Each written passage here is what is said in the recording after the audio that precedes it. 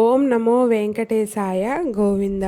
శ్రీ లక్ష్మీ పద్మావతి సమేత వెంకటేశ్వర స్వామియే నమః.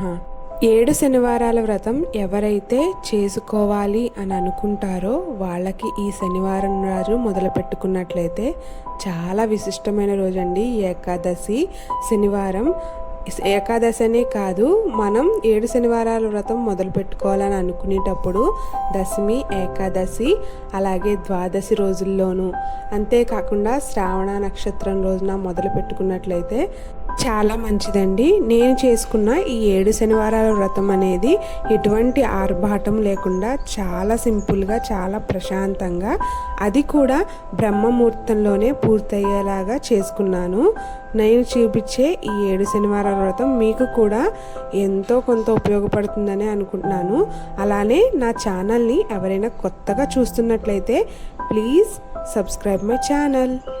స్వామివారికి మనం చేసే పూజ అనేది ఎంత భక్తి శ్రద్ధలతో చేస్తున్నాం అనేది ముఖ్యమండి. ఎటువంటి ఆర్భాటాలు, హంగులు కాదు. మనం పూజ చేసుకోవాలి అని అనుకున్నప్పుడు ముందు రోజే కొన్ని పనులను చేసుకున్నట్లయితే మరుసటి రోజు ఉదయం పూజ చేసుకోవడానికి చాలా ప్రశాంతంగా, ఇలా ఎర్లీగానే బ్రహ్మముహూర్తంలోనే మన పూజ అనేది కంప్లీట్ చేసుకోవచ్చు. నేనైతే ముందు రోజే ఇల్లుని మొత్తం శుభ్రం చేసుకునేదాన్ని. ముందు రోజు నైటే మనకు కావాల్సిన వస్తువులన్నీ కూడా రెడీ చేసి పెట్టుకునేదాన్ని. ఈ పూజకి ఎక్కువ అవసరం ఏమీ లేదండి. మనం ముందుగా స్వామివారికి పిండి దీపాలు సమర్పిస్తాం కాబట్టి దానికోసమని కొద్దిగా బియ్యం పిండి, మనం ఆ బియ్యాన్ని కడిగి ఆరపోసుకొని మిక్సీ పట్టి పిండిలా చేసుకోవచ్చు. లేదు అనుకుంటే పొడి బియ్యాన్ని కూడా పిండిలా చేసుకోవచ్చు. ఆ పిండిని మనం ఒత్తులుగా చేసుకోవడానికి, ప్రమిదలు చేసుకోవడానికి కొద్దిగా ఆవు పాలు, ఆవు నెయ్యి, అరటిపండు కలుపుకొని, చిన్న బెల్లం కూడా తురుముకొని వేసుకొని మంచిగా వాటిని ఒత్తులు వచ్చేలా చేసుకోవాలి. నేను ఆల్రెడీ ఈ బియ్యపిండి దీపాలు ఎలా చేసుకోవాలో కూడా షార్ట్ వీడియో కూడా అప్లోడ్ చేశాను. నా ఛానల్ని ఎవరైనా చూస్తుంటే కంపల్సరీ మీకు కూడా తెలుస్తూ ఉంటుంది. ముందుగా ప్రమిదల కోసం, బియ్యపిండి ప్రమిదల కోసం వీటన్నిటిని రెడీ చేసి పెట్టుకోవాలి. అంతేకాకుండా స్వామివారికి ఎంతో ఇష్టమైన నువ్వుల ఉండల్ని, నల్ల నువ్వులైతే నల్ల నువ్వులు, తెల్ల నువ్వులైతే తెల్ల నువ్వుల ఉండల్ని చేసుకోవడానికి నువ్వుల్ని మంచిగా వేయించుకొని వాటి కోసం బెల్లం తురుముకొని వాటిని మిక్సీ చేసుకుంటే నువ్వులుండలు చాలా ఈజీగా అయిపోతుంది. అంతేకాకుండా చలివిడి, వడపప్పు, పానకం. నేనైతే ముఖ్యంగా పూజలో చేసుకునే స్వామివారి నైవేద్యం అయితే ఇదే. వీటన్నింటినీ పూర్తి చేసుకున్న తర్వాత నాకు ఇంకా టైం ఉంది, నేను ఇది చెయ్యగలను అని అనుకున్నప్పుడు మరొక ప్రసాదం అయితే కంప్లీట్ చేసుకునేదాన్ని అనమాట. అంటే ప్రతి వారం ఏడు రకాల ప్రసాదాలు చేయాలని నియమం ఏమీ లేదు. మనం కావాలి అనుకుంటే మనం నివేదన ఇస్తాం కదా, ఆఖరి రోజున పూర్తిగా మనకు ఓపుకున్నట్లయితే ఆ 7 రకాల ప్రసాదాలు కూడా స్వామివారికి నైవేద్యంగా పెట్టుకోవచ్చు. నేను ఆ రోజు నాకు ఎంతవరకు అయితే అంతవరకు, చాలా తక్కువగా నేను చేయగలను అనుకుంటే మరొక ప్రసాదాన్ని చేసుకునే దాన్ని.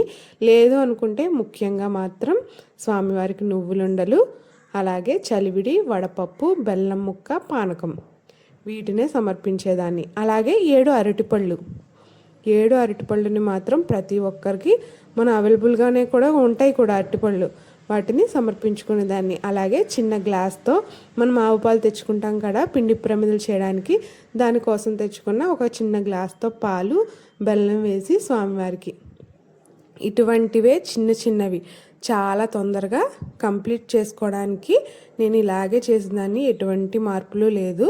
అందుకే నా పూజ ఎటువంటి ఆటంకం లేకుండా చాలా ప్రశాంతంగా కూడా గడిచింది. నిజం చెప్పాలంటే నేను పూజ మొదలు పెట్టినప్పుడు ఆ స్వామివారిది నాది పెద్ద ఫోటో కూడా లేదనమాట నా దగ్గర. నేను చెయ్యాలి అనుకున్నాను. మా ఇంట్లో చిన్న విగ్రహమే ఉంది, స్వామివారి చిన్న ఫోటో ఉంది, దాంతోనే మొదలు పెట్టుకున్నాను.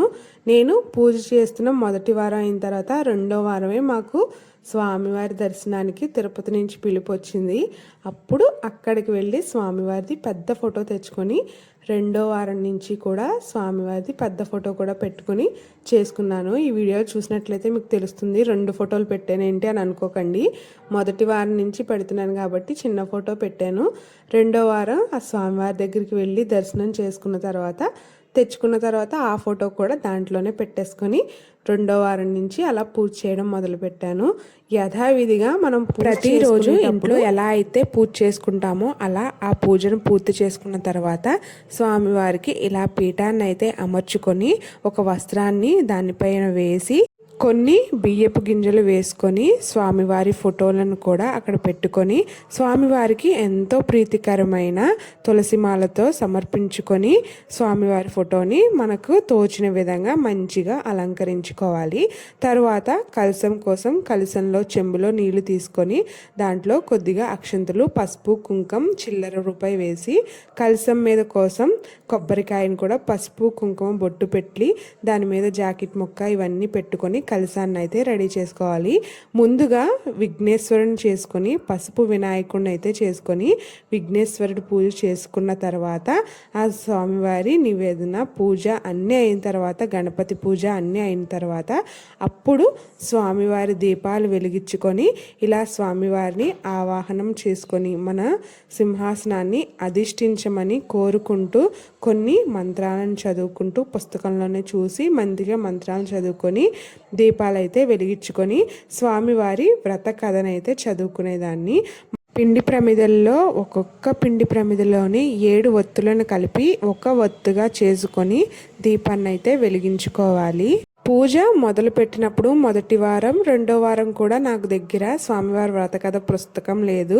3వ వారం 4వ వారం కొనుక్కున్నాను అన్నమాట. నాకు ముందు దొరకలేదు. తర్వాత మనం పూజ ఈ 7 వారాలు చేస్తుంటాం కదండి. ఈ 7 వారాలు కూడా స్వామివారు నిజంగా మనకి ఏదో విధంగా ఒక అద్భుతాన్ని మనకి ఎప్పటికప్పుడు కొత్త అనుభవాల్ని కూడా తెలియజేస్తూ ఉంటారు. మనం అనుభూతి చెందుతాం కూడా ఆ స్వామివారి లీలల్ని. నేను మొదటి 3 వారాలు కూడా స్వామివారి వ్రత కథని ఫోన్లో పెట్టుకొని పూజ చేసుకునేదాన్ని, తర్వాత వ్రత కథ చదువుకునేదాన్ని. అలా 7 వారాలు కూడా ఒక మంచి అనుభూతిని, అలాగే ఎటువంటి ఆటంకం రాకుండా చేసుకుందాము అని అనుకుంటాము. కానీ ఆడవాళ్ళకి ఏదో ఒక ఆటంకం కంపల్సరీ వస్తుంది. ఆ వారం వదిలేసి నెక్స్ట్ వారం కంటిన్యూ చేసేయచ్చు. ఎటువంటి బాధ బెంగ అవసరం లేదు. మనకి అడ్లు అనేది కంపల్సరీ వస్తుంటాయి కదండి. అలా వచ్చినా కూడా ఆ వారాన్ని గురించి ఆఫ్ చేసేసి మళ్ళీ వారం యథావిధిగా మన పూజనైతే కంటిన్యూ చేసుకోవచ్చు. ఎటువంటి భయము అవసరం. ఈ వీడియో మీ అందరికీ కూడా ఎంతో కొంత ఉపయోగపడుతుందని అనుకుంటున్నాను. అలాగే ఇలాంటి ఇంకా మంచి మంచి వీడియోస్ కోసం 7 వారాల వ్రత కథల గురించి కానీ లేకపోతే ఈ పూజ గురించి కానీ ఎటువంటి అనుమానాలు ఉన్నా సరే కంపల్సరీ కమెంట్ చేయండి. అలాగే నా ఛానల్ని సబ్స్క్రైబ్ చేసుకోవడం మాత్రం మర్చిపోకండి. Have a nice day. ఓం నమో వెంకటేశాయ. గోవిందా గోవిందా.